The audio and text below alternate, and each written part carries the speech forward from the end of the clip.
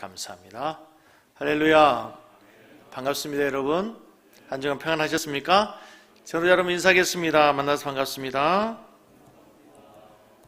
은혜 많이 받고 가시기 바랍니다. 네, 오늘 데살로니가 전서 또 2장 말씀을 가지고 어미같이 또 아비같이라는 제목으로 하나님의 말씀 전하도록 하겠습니다. 깡통과 쇠기둥은 같은 재질 철로 만들어집니다. 모양도 원통으로 비슷하죠. 그런데 엄청난 차이가 있습니다. 깡통은요, 조그만 충격에도 찌그러들고 찢어지고 소리도 요란하고 이리저리 쉽게 움직일 수 있습니다. 하지만 쇠기둥은 다릅니다. 어지간한 충격에 끄떡없습니다. 움직이지 않습니다. 이 모든 것의 가장 큰 차이가 어디에 있을까요? 속이 꽉 차 있느냐, 비어 있느냐입니다. 꽉 차 있으면 쇠기둥이 되고 비어 있으면 깡통이 되는 것입니다. 그런데 여러분, 신앙도 깡통 신앙과 쇠기둥 신앙이 있습니다. 같은 모습으로 예배합니다. 형식이 비슷합니다. 신앙생활하는 모습이 대부분 같습니다. 예배드리고 헌금하고 봉사하고 찬양하고. 근데 속에 들어가서 보면, 내면을 보면 전혀 다르다는 거죠. 깡통 신앙의 특징은 발로 차면 찌그러지고 충격에 쉽게 부서지는 것처럼 이 깡통 신앙 같은 사람은 속이 비어 있어요. 내면이 강하지 않아요. 그래서 쉽게 상처받습니다. 쉽게 찢어진다는 거예요. 이리저리 흔들린다는 것입니다. 그 사람들 얘기 들어보면요, 맨날 상처입니다. 어린 시절에 부모님에게 상처를 받았느니, 청소년 시절에 친구들에게, 아니면 선생님에게 상처를 받았다는 둥, 셀 예배 드리면서 셀 리더가 무슨 말을 했다는 둥, 셀원이 눈길을 어땠다는 둥, 온갖 쉬운 것들에, 말들에 쉽게 상처를 받습니다. 심지어는 눈길 가지고도 상처를 받습니다. 눈길을 주었다는 둥, 안 줬다는 둥, 째려봤다는 둥, 온통 상처예요. 왜 그래요? 속이 비었기 때문에, 허하기 때문에, 내공이 없기 때문에 쉽게 상처를 받는다는 겁니다. 반면에 쇠기둥은 다릅니다. 속이 꽉 차 있습니다. 강한 쇳더리로 꽉 차 있으니까 발로 차면 발로 찬 놈이 더 손해입니다. 아무리 흔들어도 누가 무슨 말을 해도 흔들림이 없습니다. 어때? 믿음으로 나가는 거죠. 믿음으로 전진하는 겁니다. 당당함에 흔들리지 않습니다. 그래서 가득 찬 인생은 승리하게 됩니다. 넉넉히 이기는 겁니다. 그래서 우리 성민우의 성도님들이 내면이 충만하게 가득 찬 쇠기둥과 같은 신앙이 되기를 축복합니다. 스데반을 보십시오. 스데반이요, 사도행전 7장에 보면은 복음을 전합니다. 그런데 스데반을 기록하는 성경에서 자주 등장하는 단어가 충만이라는 단어입니다. 충만이라는 단어가 바로 뭡니까? 가득 차 있는 거죠. 사도행전 7장 55절 말씀을 같이 한번 읽겠습니다. 같이 읽습니다. 스데반이 성령 충만하여 하늘을 우러러 주목하여 하나님의 영광과 및 예수께서 하나님의 우편에 서신 것을 보니, 스데반이 뭐 했다고요? 성령 충만했습니다. 말씀이 충만합니다. 은혜가 충만합니다. 그리스도의 사랑이 충만합니다. 그래서 스데반은 가득 찬 사람인 거예요. 가득 차 있으니까 그를 공격해오는 사람이 있어도 그를 향해서 수많은 사람들이 어떤 일을 해도 흔들림이 없는 거예요. 찢어지지 않아요. 부서지지 않아요. 복음을 전한다는 이유로 죄 없는 스데반을 향해서 돌멩이를 던집니다. 그런데 성경에서는 놀랍게도 그 순간 돌에 맞은 스데반의 모습을 표현하면서 천사의 얼굴과 같았더라. 천사의 얼굴과 같았더라. 돌에 맞아 죽어갑니다. 아우성치고 소리치고 오히려 그들 향해 돌을 던져야 되지 않습니까? 그런데 흔들림 없습니다. 그리고 끝내 순교하면서 오히려 그들을 위해 기도합니다. 아버지여, 저들의 죄를 저들에게 돌리지 마십시오. 저들을 용서해 주십시오. 오히려 기도한다는 거죠. 무엇의 차이입니까? 그의 내면에 충만한 하나님 은혜로 채워져 있는 거예요. 오늘 본문 사도 바울은 누구보다도 많은 오해와 공격을 받은 사람입니다. 그것도 자기 신이 가장 믿었던 사람, 자신이 생명 걸고 복음을 전해 영적인 자녀들로 양육해낸 많은 성도들이 거짓 사도들의 꼬임에 넘어가서 사도 바울을 향해서 뭐라고 합니까?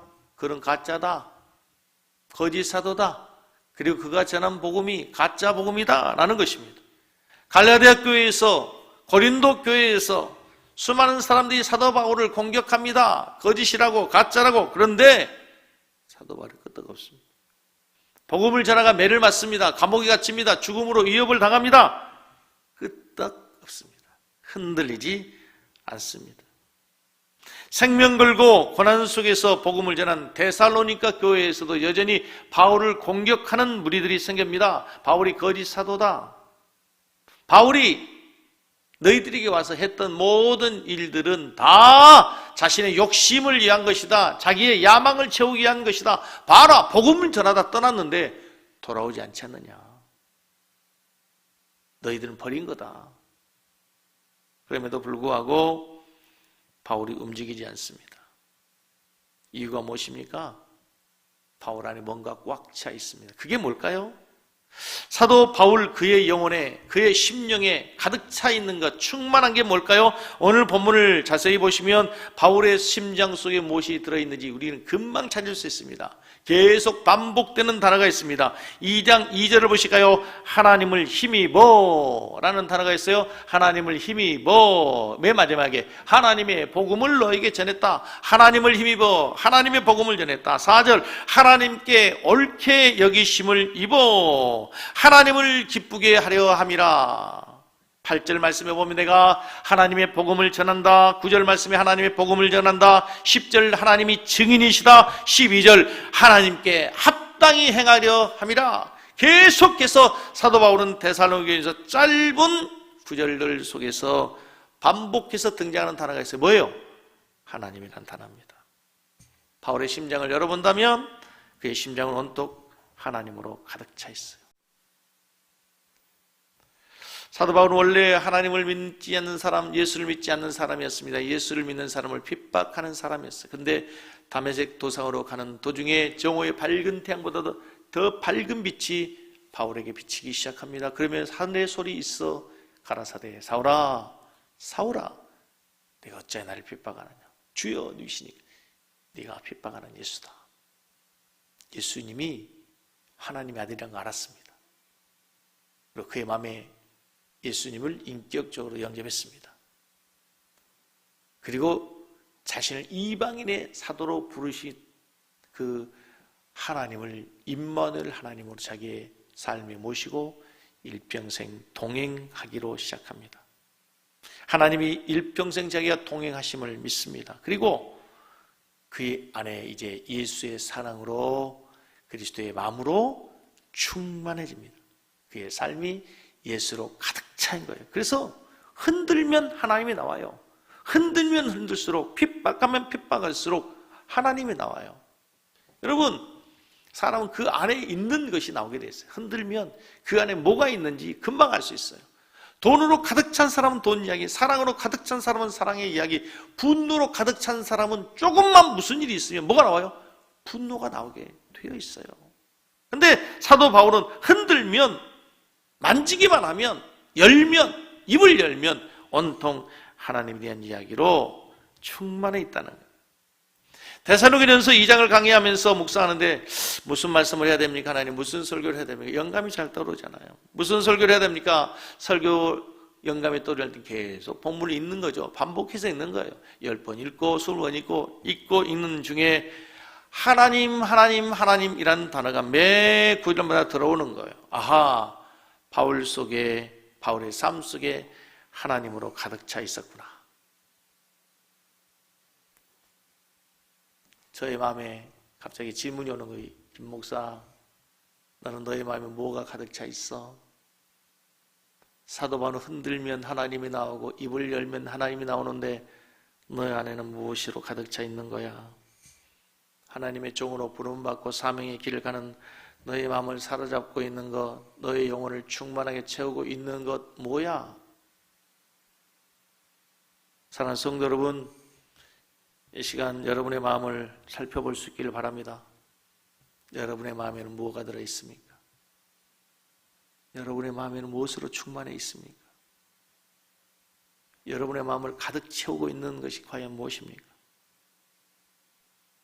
사무엘상 16장 7절 말씀에 보면, 사무엘상 16장 7절 말씀에 보면은 여호와께서 사무엘에게 이르시되 그의 용모와 길을 보지 말라, 내가 이미 그를 보렸노라. 같이 읽습니다. 내가 보는 것은 사람과 같지 아니하니 사람은 외모를 보거니와 나 여호와는 뭘 보느니라? 사람은 외모를 보지만 나는 중심을 보는 분이야. 오늘 본문 말씀에 보면은 여호와 하나님께서 우리를 감찰하신 분이시고 우리의 중심, 우리의 내면을 보신다고 하는데, 과연 인간의 눈에는 보이지 않지만 하나님의 눈으로, 감찰하신 하나님으로, 우리의 중심을 보신 하나님의 눈으로 우리의 마음을 꿰뚫어 보면 과연 우리의 마음에 무엇이 들어있을까요?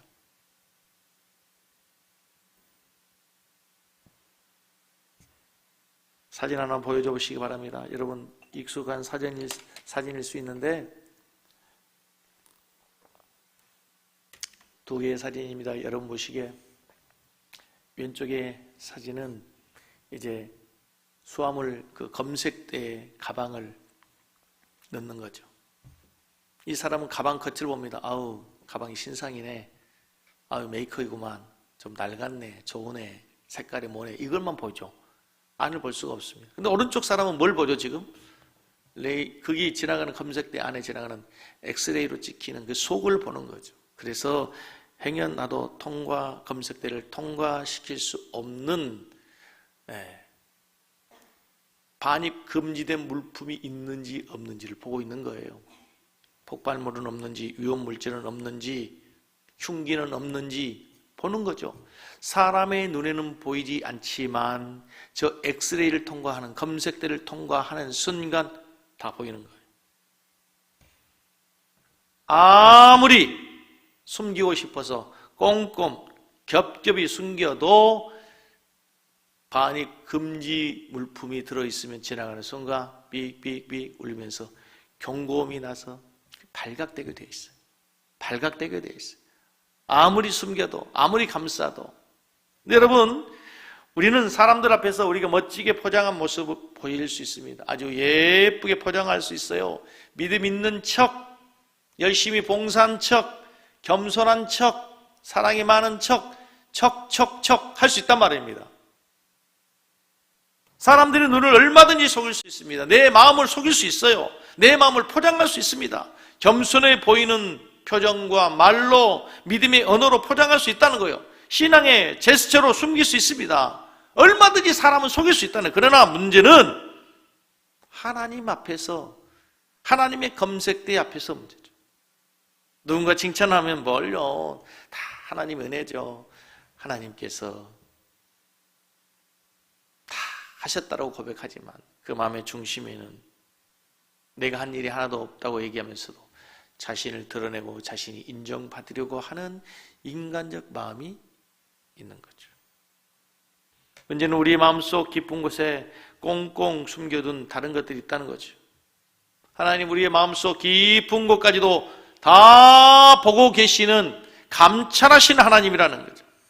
시편 139편에 여호와여 주께서 나를 감찰하시고 아셨나이다. 주께서 나의 앉고 일어섬을 하시며 멀리서도 나의 생각을 통촉하시오며 나의 길과 눕는 것을 감찰하십니다. 하나님은 감찰하신 분이십니다. 나의 앉고 일어섬을, 멀리서도 나의 생각을 감찰하신 분이시라는. 오늘 본문 2장 4절 말씀에 보면 이런 똑같은 단어가 나옵니다. 데살로니가서 2장 4절, 우리의 마음을 감찰하시는 하나님. 2장 4절을 보세요. 2장 4절, 오직 하나님께 옳게 여기심을 입어 복음을 위탁받았으니 우리가 이와 같이 말하면 사람을 기쁘게 하려 하며, 오직 우리 마음을 뭐 하시는?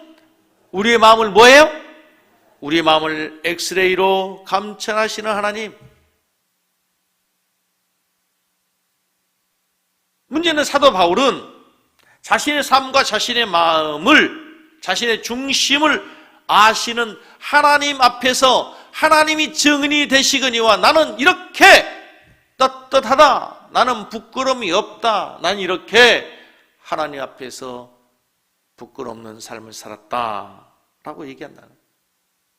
공항 검색도로 들어가서 얘기한다 보면 공항 검색대 직원이 아무리 엑스레이로 내 마음을 찍고 내 마음을 살피고 검색해도 삑삑 소리 나는 것이 없다는 거죠. 거리끼는 것들이 없다는 거예요. 내 마음을 감찰하시는 하나님 앞에서 말하건대 나는 오늘 본문에 등장하는 간사함, 부정, 속임수, 아첨하는 말, 탐심의 달, 사람의 영광을 구하는 마음, 권위를 내세우는 그런 일들은 내 마음이 없다.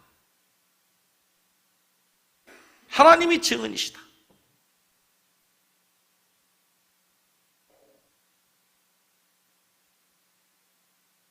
반면에 하나님께 인정받으면서도 칭찬 듣는 것들이 있어요. 오늘 본문 말씀에 보면은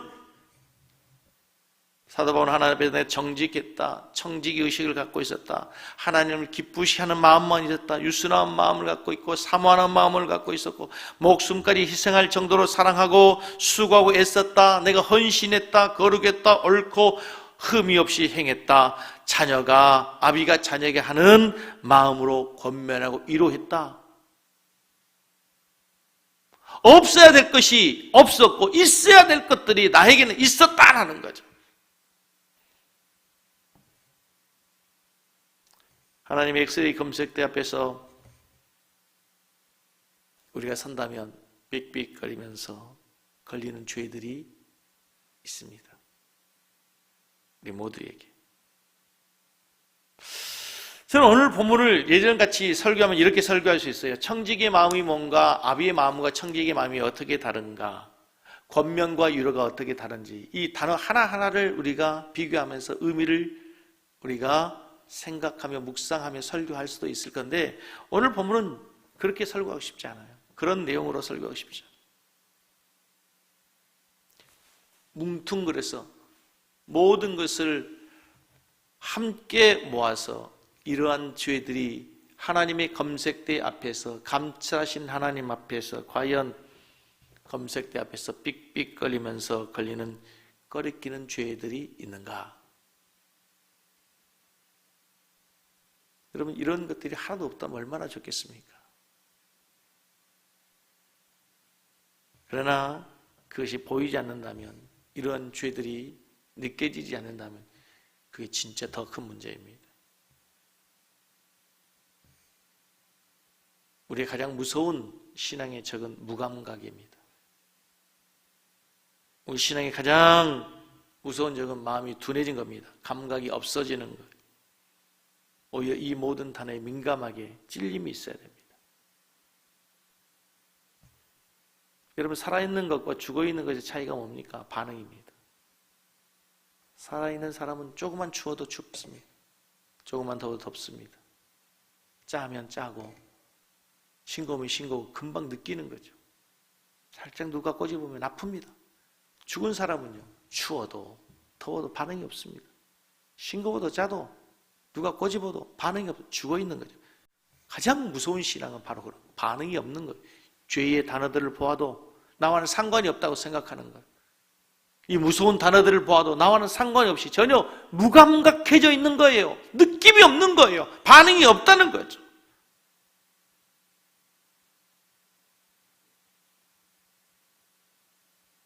이런 찬송이 있지 않습니까? 보소서 주님, 나의 마음을 선한 것 하나 없습니다. 그러나 내 모든 것 주께 드립니다. 사랑으로 안으시고 날 새롭게 하소서. 보소서 주님, 내 마음에 선한 것이 하나도 없습니다. 이러한 부정한 것들로, 헛된 것들로, 죄악된 것들로 하나님 가득 차 있습니다. 사랑하는 성도 여러분, 오늘 말씀을 통해 여러분 속에 어떤 것들이 있고 어떤 것들이 없는지, 있어야 될 것이 왜 없는지 살펴보는 시간들이 되기를 바랍니다. 하나님, 우리 속에 이런 것들이, 이런 악한 것들이, 거짓된 것들이, 죄악들이 있습니다. 하나님, 내 속에 있어야 될 것, 이런 선한 것들, 필요한 것들이 없습니다. 하나님, 내 마음을 감찰하신 하나님 앞에 시간, 우리 마음을 내어놓고 진심으로 나아가는 시간이 되기를 주의 이름으로 축복합니다. 오늘 2장을 살피면서 한 가지 놀라운 사실이 있습니다. 2장 1절에 보면 반복되는 단어, 오늘 제가 보는 성경 구절에 반복되는 단어가 있어요. 너희가 친히 아는 바와 같이. 너희가 친히 안 하니. 2절 너희가 아는 바와 같이. 5절 너희도 알거니와. 9절 너희가 기억하리라. 10절 너희가 증인이요. 11절 너희도 아는 바와 같이. 계속해서 무슨 얘기냐면요, 사도 바울은 하나님 앞에서 하나님이 증인이다, 하나님을 증인으로 불렀어도 나는 떳떳하다, 부족함이 없다, 진실했다, 하나님 앞에서 나는 부끄러움이 없다라고 이야기하고 대단한 거죠. 그런데 이것보다도 더 대단한 게 뭔가 하면요, 그의 삶에 가장 가까운 사람들, 누굽니까? 너희들, 내 사역을 보았고 내 삶을 보았던 데살로니가 교회 성도들, 너희들이 나의 삶의 증인이 아니냐? 내가 어떻게 살았는지, 내가 얼마나 헌신했는지, 얼마나 진실하게 사역했는지 누가 증인이다? 너희들이 증인 아니냐? 내가 정직한 삶, 사도로서 온전한 삶을 살았다는 것이 바로 너희들이 증인 아니냐? 너희들이 증거다. 여러분, 이것이 왜 대단한가 하면요, 사실은 물론 하나님께도 인정받는 것 대단히 어렵습니다만 가장 가까운 사람에게 인정받는 것이 제일 어렵습니다. 제가 다른 교회 가면요, 다른 성도들이 보면요, 다 저보고 섬기는 김종수 목사님 목회 잘한다 그럽니다. 한 분밖에 안 하시군요. 안 하잖아, 여러분들. 인정 안 하죠.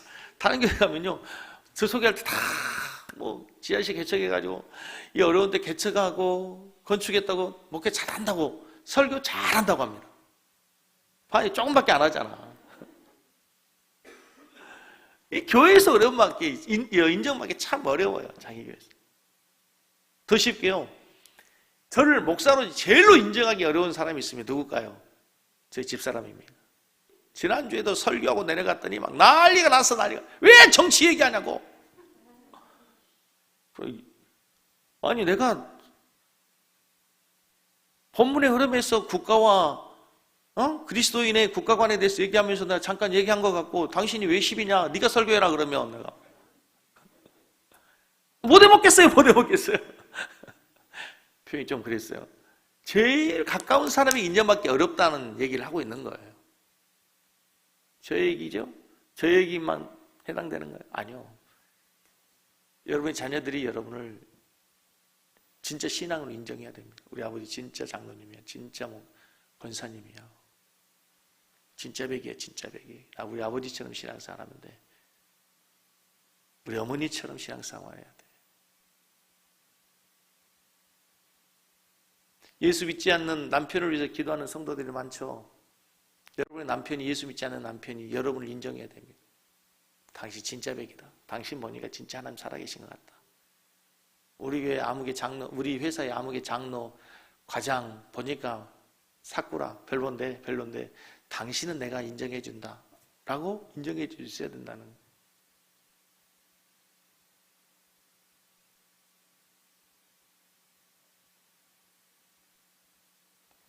가까운 사람일수록 인정받기 어렵다는 얘기예요.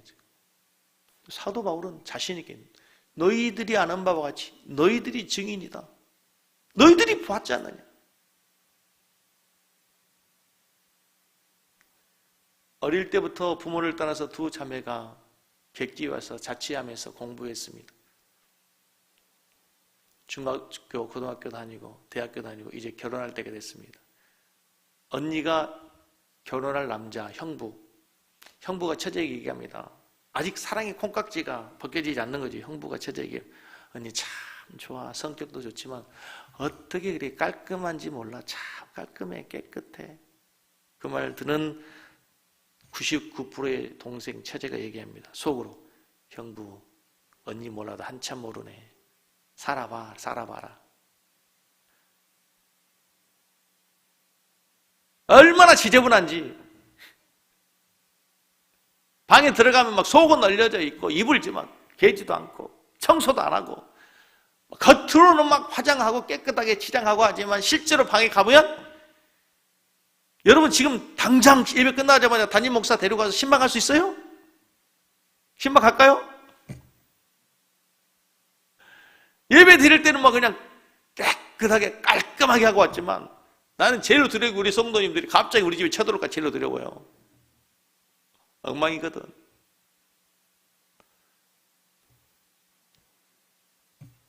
남편에게 아내에게 인정받기 어렵다는 거예요.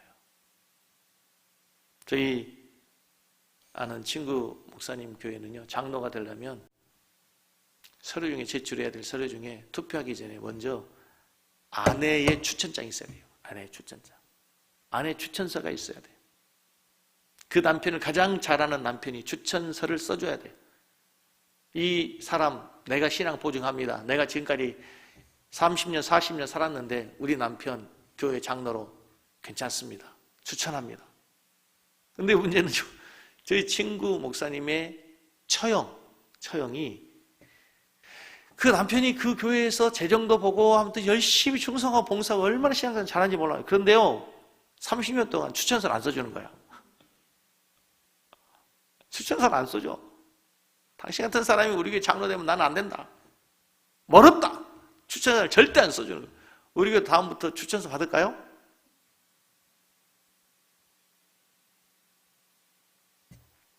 사도 바울은 대단해요. 그래서 내가 그리스도를 본받는 것처럼 너희 나를 본받아라 이렇게 얘기할 수가 있는 거죠. 참, 다 고개를 숙이고 계시네. 오늘은 고개를 드세요.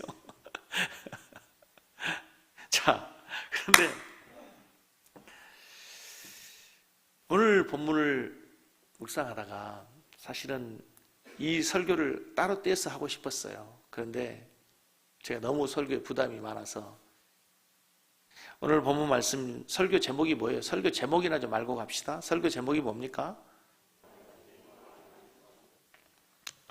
바울 사도는 데살로니가 교회의 성도들을 향해서 내가 어떻게 목회했는가 짧은 시간이지만 나는 너희를 유모가 자기 자녀를 기름과 같이 했다. 그 본문 구절이 몇 절이 나와요? 몇 절 나와요? 7절. 우리는 그리스도의 사도로서 마땅히 권위를 주장할 수 있으나 도리어 너희 가운데서 유순한 자가 되어 같이 읽어요. 유모가 자기 자녀를 기름과 같이 하였으니 8절도 계속 읽어요. 우리가 이같이 너희를 사모하여 하나님의 복음뿐 아니라 목숨까지도 너희에게 주기를 기뻐함은 너희가 우리의 사랑하는 자들입니다. 바울은 내가 너희들 유모같이 기렸다. 그리고 내 목숨까지도 난 너희들에게 기쁨으로 내어줄 수 있었다. 이렇게 얘기하는 거예요. 참 이 본문을 보면서 바울의 그 아름다운 목양의 관계, 그리고 바울 사도가 목양했던 그 목회의 심정, 태도 참 그립더라고요. 부럽더라고요. 바울은 어떻게 이렇게 목회할 수 있었을까? 근데 이 유모처럼 했다 했잖아요. 유모처럼 몇 절에 있었죠? 아까 7절에 보면 유모가 자기 자녀를 기름과 같이 하였다. 지금 바울이 데살로니가 교회 성도들을 대하는 것이 유모가 자기 자녀를 대하는 것처럼 됐다는 거예요. 이 유모라고 하는 단어는 트로포스라고 하는 단어인데 우리는 유모로 하면은 친엄마가 아닌데 그 아이를 돌보는 사람이죠. 그렇죠? 근데 헬라어에서 이 번역이 어떤 번역본에 보면은 트로포스라는 단어를 유모라고 하냐고 친어머니, 친모로 해석되는 성경도 있어요. 그러니까 이 트로포스라는 단어가 두 가지로 해석이 돼요. 유모라는 단어도 되지만 친어머니라는 단어도 해석이 된단 말이에요. 그러므로 바울 사도가 데살로니가 교회 성도도 어떻게 되냐면 유모처럼 돌봤다는 얘기는 마님, 대감 마님의 아들이니까, 대감 마님의 도련님이니까 얼마나 어렵게 귀하게 존중하고 존경하며 조심스럽게 했겠어요. 그렇죠? 그리고 당시에 로마 시대로 가면 유모는 저기 멀리서 잡아온 끌려온 노예들 중에서 똑똑하고 예쁘고 총명한 여인이 이제 발탁이 되어가지고 주인 마님의 어린아이를 돌보는 역할을 하는 거잖아요. 신분이 다르잖아요. 그렇기 때문에 고용인이기 때문에 신분이 높은 마님의 자녀이기 때문에 귀히 여기고 조심스럽게 대한다는 거예요. 그런데 반대로 친어머니는 친자식이기 때문에 이제 존경하고 조심스럽게 되는 게 아니라 무조건적으로 사랑하는 거예요. 사랑을. 여러분, 세상에 내 생명을 줄 수 있는 유일한 존재가 있습니다. 누군가요? 자식입니다. 자식을 위해서는 내 자식을 향해 달려온 차를 향해 내 자식을 구할 수 있다면 몸을 던질 수 있는 게 부모입니다. 순간적으로 이걸 재고 계산하고 한 것이 아니라 자기도 모르게 본능적으로 자식을 살리고 부모가 죽을 수 있는 거예요. 데살로니가 교회 성도들을 대하면서 바울이 이런 마음이었다는 거예요. 고작 3주밖에 되지 않는 짧은 시간 동안 목회해야 했지만 그 짧은 시간밖에 돌볼 수 없는 절박한 상황이었기 때문에 안타까운 마음으로, 애절한 마음으로 성도들을 너무 소중히 여기고 너무 귀중히 여기고 유모가 자녀를 대하는 같이 존귀히 여기면서 친모가 자녀를 돌보는 것처럼 생명을 다해서 목양했다라고 하는 거죠. 오늘 본문에서 저는 이 말씀이 저에게 크게 다가오더라고요. 저에게 하나님께서 목회를 처음 시작할 때 주셨던 마음이 바로 이런 마음이었어요. 제 마음속에 잃어버렸던 초심, 교회를 사랑하고 성도를 사랑했던 목양의 심정을 다시 보게 하는 말씀이었어요. 지금 저희 교회 이제 새가족들, 일부 예배 때 이런 말을 안 했는데, 새가족들을 환영하는 그 영상을 지금 제작하고 있는 중에 제가 그런 말 합니다. 제 가슴 속을 열어서 본다면 제 안에는 세 가지가 있을 겁니다. 첫째는 나를 사랑하사 나를 위해서 십자가에 죽으신, 내가 내 구주로 영접한 예수님이 계시고, 내가 젊은 나이에 정말 혼신의 힘을 다해서 개척하여 목회한 섬기는 교회가 있고, 그리고 그 교회를 지금까지 함께 섬겨온 지하실에서부터 함께한 우리 섬기는 교회 성도들 한 사람 한 사람이 있어요. 물론 모든 성도들이 다 소중하고 모든 성도들이 다 귀하지만 정말 그 지하실에 곰팡이 물나고 생각나시잖아요. 어떻게 그리 물이 많이 나는지. 거기서부터 함께 신앙생활한 우리 성도들 저는 잊을 수가 없어요. 정말 본문에 있는 말씀처럼 유모가 자녀를 기름과 같이. 그때 다녔던 우리 어린 아이들이 커가지고 청년이 되는 아이들 보면 제 아들처럼 보여져요. 제 아들처럼 느껴져요.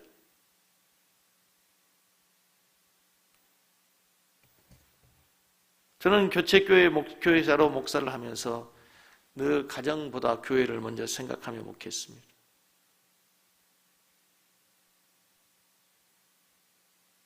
개척교회 목사는 늘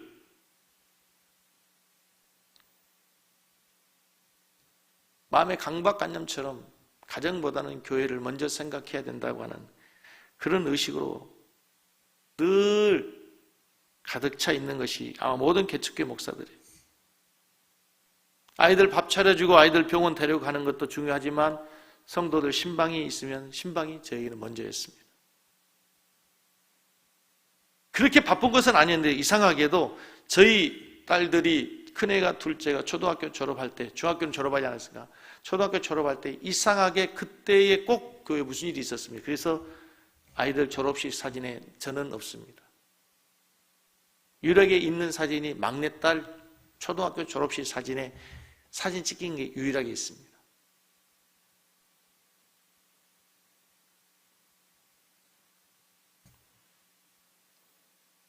저는 우리 섬기는 교회에 제가 목회하는 동안에 우리 성도들과 저의 관계가, 목양의 관계가, 이런 아름다운 관계가 계속되기를 소원합니다. 할렐루야. 한국 교회가 이런 목양의 관계가 사라지고 있는 것이 참 안타깝습니다. 먼저 목회자들의 문제죠. 한국 교회 목회자들은 늘 오늘날의 조국의 교회가 부흥하기까지 정말 생명을 다해서, 혼신의 힘을 다해서 교회를 섬기고 교회를 세우고 자녀들을 희생시키면서 목회했습니다. 그래서 오늘날의 이 위대한 한국 교회를 만든 것입니다. 그러나 참 부끄럽게도 오늘날의 목회자들에게 이런 헌신이 점점 사라지고 있는 것이 문제입니다. 하지만 성도들도 예전처럼 목회자를 신뢰하지 않습니다. 예전처럼 교회에 헌신하지 않습니다.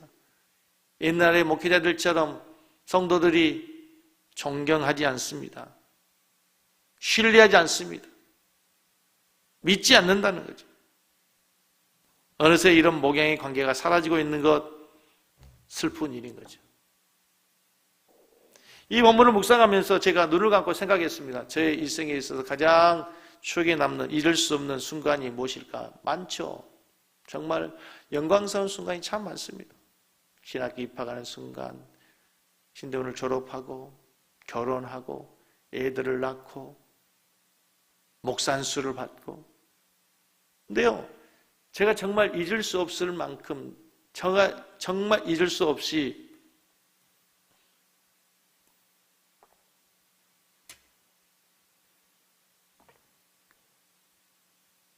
두렵고 떨림으로 가장 제 인생에 큰 추억으로 남는 두 날이 있어요.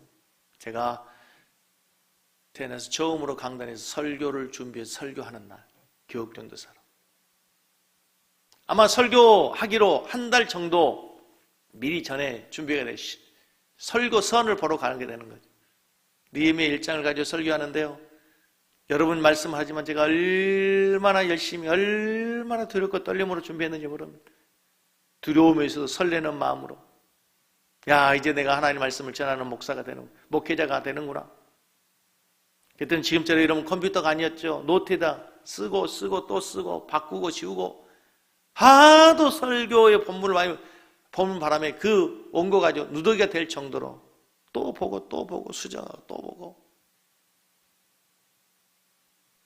저에게 더 잊을 수 없는 날이 있습니다. 제가 교회를 개척하고 처음 이제 신방하러 가는 그때, 하나님 나에게 이제 진짜 나에게 양을 맡겨주시는구나. 목사 안수도 받기 전이었는데 하나님이 주님의 몸된 교회를 맡겨주시고 이제 성도를 주시는구나.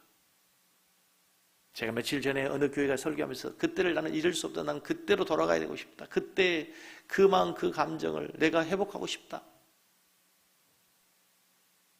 바울이 유모가 자기 자녀를 대하는 것처럼 귀하게 여겼던 것처럼 바울이 내가 너희들을 위해서라면 내 생명도 기쁨으로 줄 수 있었다고 얘기할 만큼 사랑하고 헌신하고 성도들은 또 존경하고 믿고 따르고 순종하는 목양의 관계가 우리 섬기는 교회에서 일어나기를 간절히 소원합니다.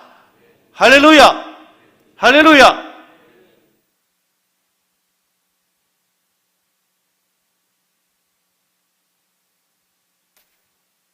며칠 전 어느 권사님이 전화해서 속상하다고, 무슨 얘기를 들었는지 이렇게 얘기하시더라고요. 아이 목사님, 지금까지 목사님 지하실에서 개척해가지고 25년 동안 이렇게 목회하시고 이제 교회들에게 건축했는데 아직까지 목사님 월세로 사신 걸 생각하면 너무 속상하고 너무 부끄럽고 너무 죄송합니다. 여러분, 성도들이 주는 사례비로 목사는 먹고 사는 것 같지만 아닙니다. 굶을 수 있습니다. 금식하면, 없으면, 안 주면 굶을 수 있고 금식할 수 있어요. 그런데요, 목사는 사례비로 사는 게 아닙니다. 성도들의 사랑과 존경을 받고 사는 겁니다. 성도들의 사랑과 존경을 먹고 사는 거예요. 여러분, 오늘 이 본문을 보면서 그냥 지나가면 안 됩니다. 데살로니가 교회가 왜 그렇게 좋은 교회가 됐을까? 그런 아름다운 목양의 관계가 있는 거예요. 이제 이 본문을 지나서 다음 주 또 가면은요, 목사가 이렇게 유모가 자기 자식을 사랑하자면 사랑했던 것처럼 성도들이 목사를 또 어떻게 대했는지가 또 나와요. 저는 그런 아름다운 목양을 통해서 이 시대에 정말 하나님이 찾으신 바로 그 교회, 하나님이 디자인하신 건강한 교회, 하나님이 세우고자 원하셨던 바로 그 교회 찾으시는 그 교회가 우리 섬기는 교회가 되기를 간절히 소원합니다. 아멘? 할렐루야! 할렐루야! 우리 한번 찬양하시겠습니다.